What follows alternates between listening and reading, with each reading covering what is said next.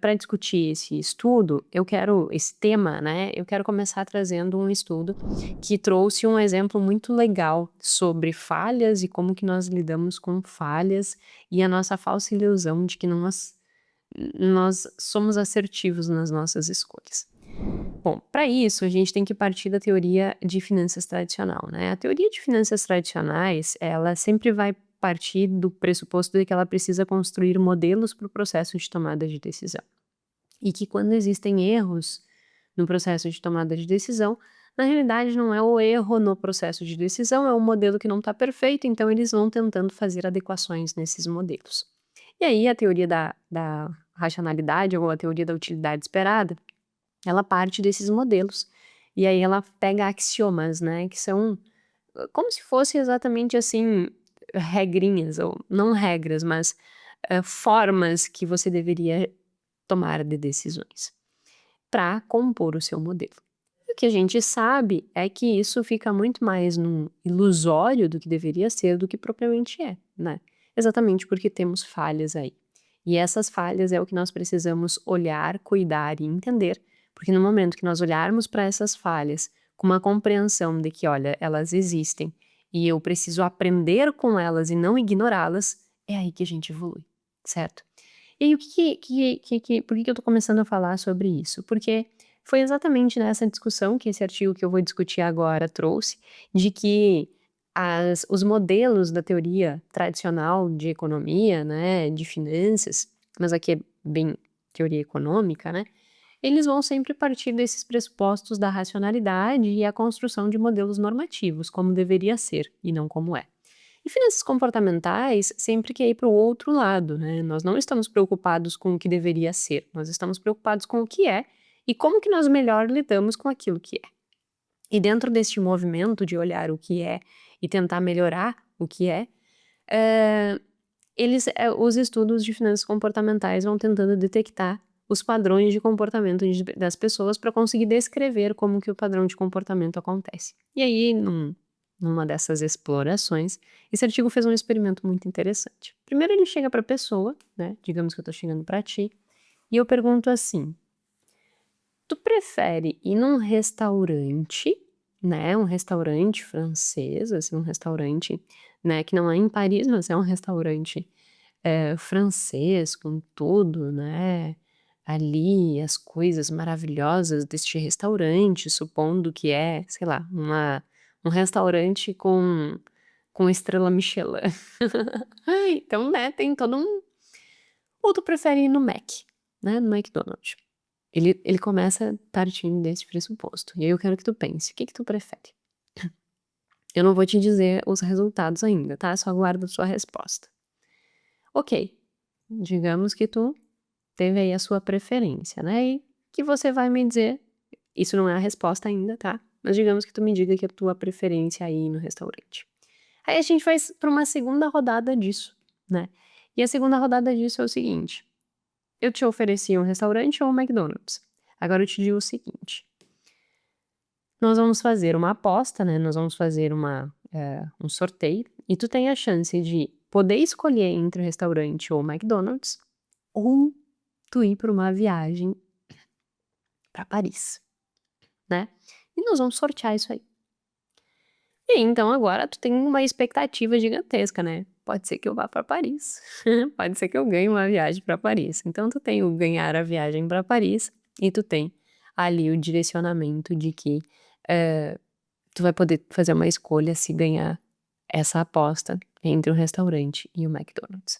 E aí vamos ali atirar os dados, digamos assim, ou atirar a moeda, cara ou coroa, e ver o que cai.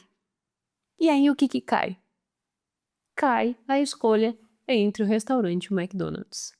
Ou seja, você não ganha a ida para Paris.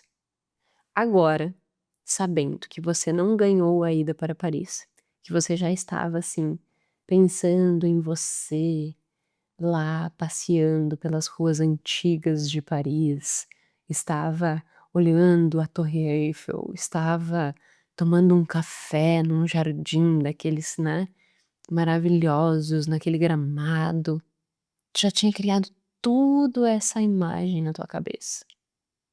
Mas aí essa não foi a opção que tu ganhou. A opção que tu ganhou foi, bom, eu tenho uma escolha entre um restaurante Michelin e um McDonald's. Qual você escolheria? Tempo! Sabe qual foi o resultado do estudo? A maior parte das pessoas optam pelo McDonald's. Eu chego pra pessoa e digo assim, ó, tu tem uma opção. Nós vamos fazer um sorteio, né? Restaurante ou McDonald's ou a Paris. Aí cada restaurante é o McDonald's e não Paris. Só que a pessoa já tinha dito antes que ela optava pelo restaurante. Só que agora, diante dessa nova rodada, ela não escolhe mais o restaurante, ela escolhe pro Mac. Ela diz, pode ser o Mac. Aí os pesquisadores dizem assim, mas tu tá te dando conta de que tu tá optando pelo Mac ao invés do restaurante, sendo que em poucos minutos atrás tu tinha me dito que tu preferia o restaurante? A pessoa ela não tinha se dado conta desse erro que ela tinha cometido. Ela disse, nossa, é verdade, então agora eu quero trocar. Tem toda a razão. Eu prefiro ir pro restaurante mesmo. Ó que burrice minha, né? Entre um restaurante Michelin, eles não fazem isso no estudo, eu que tô, né, aumentando. Entre um restaurante Michelin e o McDonald's, agora eu tô escolhendo ir pro McDonald's. Claro que não, fiz, né, caca. Tomei a decisão errada. Rebobina a fita que eu quero ir pro restaurante. O que isso nos deixa de lição? Por que a pessoa, depois de ter a oportunidade de escolher entre um restaurante e um Mac, sendo que ela perdeu a vaga para Paris, ela perdeu a oportunidade de ir para Paris, por que agora ela escolhe o Mac? E aí a discussão que os estudos que eles trazem no artigo é justamente que a pessoa, no momento que ela vai fazer essa segunda rodada de opção, ela não olha mais para o restaurante e para o Mac e compara os dois. Ela olha para Paris e ela sente que perdeu Paris. E o restaurante Michelin concorre com a ida para Paris e o Mac não concorre com a ida para Paris. Então é como se tu desligasse assim, tá, deixa quieto, sabe? Então não tem nenhum padrão, já que eu não vou para Paris, né? Eu vou pro McDonald's mesmo, porque o Mac não concorre, né? O Mac não tem essa não tem nenhuma lembrança que remeta a Paris. Agora, se ela fosse pro restaurante, ela lembraria da frustração de ter perdido Paris. E aí as pessoas optam pelo Mac. Só que quando sinalizadas que elas estão erradas, elas se dão contas. Nossa, é verdade, que burra eu. E aí volta pro restaurante. O que isso nos ensina? Que muitas vezes nós fazemos determinadas escolhas e erramos sem nos dar conta que estamos errando. E mais do que isso, nós fazemos e tomamos decisões que nem vinculadas com aquilo que a gente queria e gosta tem a ver. Porque é óbvio que eu vou preferir ir num restaurante do que no Mac, para a maior parte das pessoas, né? Eu, por exemplo, com certeza, porque não gosto desses fast food, né? Acho que aquilo é tudo artificial e eu odeio coisas artificiais. Gosto de comida de verdade. Então, é meio óbvio que a maior parte das pessoas prefeririam, a não ser os jovens adolescentes que gostam dessas porcaria, pessoas adultas, na maior parte das vezes, salve exceções, vão priorizar um restaurante, né, em relação ao Mac. Só que ela escolhe o Mac. E aí, voltando à consequência disso, né, percebe que ela tá escolhendo uma coisa que não é o que ela mais queria? E isso aconteceu exatamente pela manipulação, pelo contexto que direcionou a escolha que, na verdade, afasta ela do objetivo. E esse é o ponto. O ponto é que muitas vezes você vai falhar, você vai errar na sua escolha. Primeiro, você nem vai se dar conta que tá errando, porque na primeira rodada, sem ser avisada, elas não se davam conta que estavam errando. E segundo, você vai tomar uma decisão que se afasta, inclusive, daquilo que tu gostaria.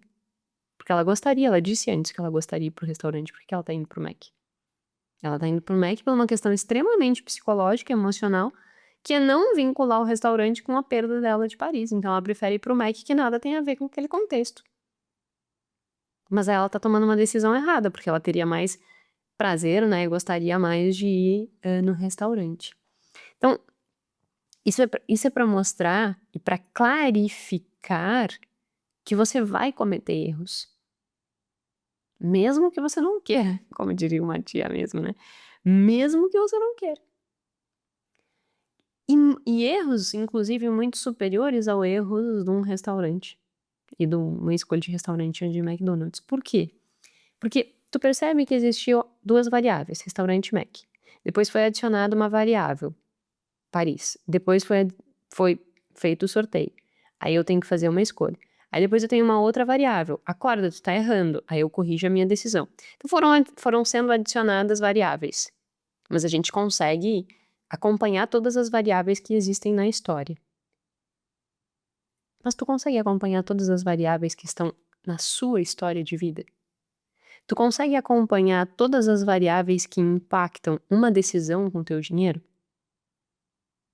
Uma ida num restaurante, uma aquisição de um apartamento, uma manutenção de uma reserva, ou tirar da reserva para fazer uma viagem, ou ao invés de ter uma reserva, comprar um carro. Tu consegue mapear todas as variáveis, sejam elas emocionais, psicológicas, cognitivas, sejam elas práticas e numéricas, tu consegue mapear todas as variáveis que vão gerar uma influência nas suas escolhas? Não, tu não vai conseguir mapear. E sem conseguir mapear, e diferente do experimento que algum pesquisador chegou pra pessoa e disse assim: "Tu tá ligado que tu tá errando? Tu tu tá te dando conta de que tu tá fazendo uma escolha errada, que tu tinha preferido antes restaurante?" Na vida real não tem ninguém nos dizendo assim: "Ó, te liga, tu tá errando.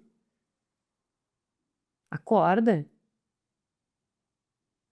né. Hum, se tu não acordar, tu vai seguir errando. Não tem ninguém nos dando esse choque de realidade.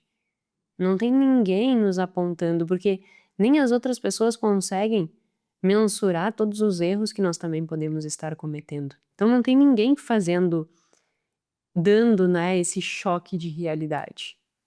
E aí nós cometemos vários erros.